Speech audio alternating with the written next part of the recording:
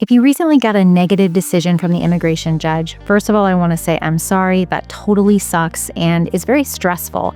But I also want to say that there's still hope, and I hope that you will not give up fighting because you continue to have rights, and that is the very powerful right to appeal. You can appeal to the Board of Immigration Appeals, and even if you lose at the BIA, the Board of Immigration Appeals, you can still appeal to the Circuit Court of Appeals in most cases. So let's start with a little bit of the background on why you should appeal before we start talking about how to appeal. First of all, I'm Attorney Hillary. I'm the founder of New Frontier Immigration Law, and fun fact is that I actually learned immigration law by doing appeals. So once upon a time, a long time ago, I started doing appeals for folks who were detained in Florence and Eloy immigration detention centers.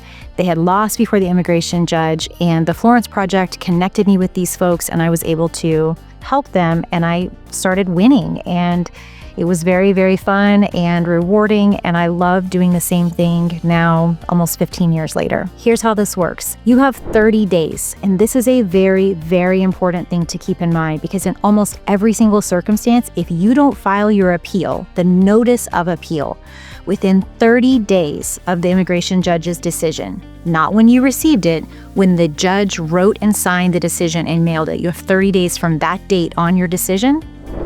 If you don't file it by then, you pretty much do not pass go, you do not collect $200. So it's really important that you get your notice of appeal in by that timeline. The other thing that's important on your notice of appeal is that you explain what the judge did wrong.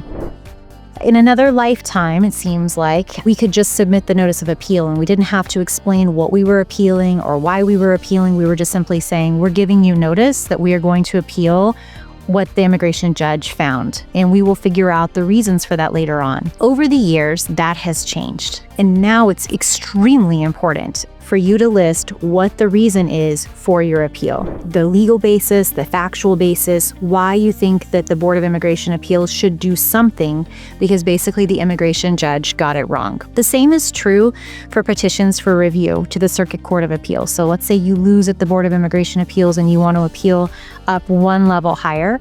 It's very important that you explain what it is that you're going to appeal, because if the court doesn't have jurisdiction, they're going to kick your case out and they're going to have taken your filing fee, which is hundreds of dollars. You'll be SOL essentially. The reason I always encourage people to consider appealing to the Board of Immigration Appeals is because you can usually retain your right to your work permit.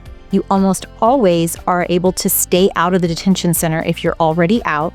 Rarely will someone come and pick you up. It's just not something that happens these days, even right now in 2025.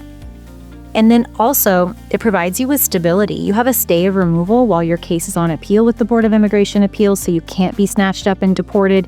It gives you time. And you also then get to fight for your rights to have a fair trial with the immigration court, which you may not have gotten. It's the same thing for when you appeal to the Ninth Circuit or to your circuit court.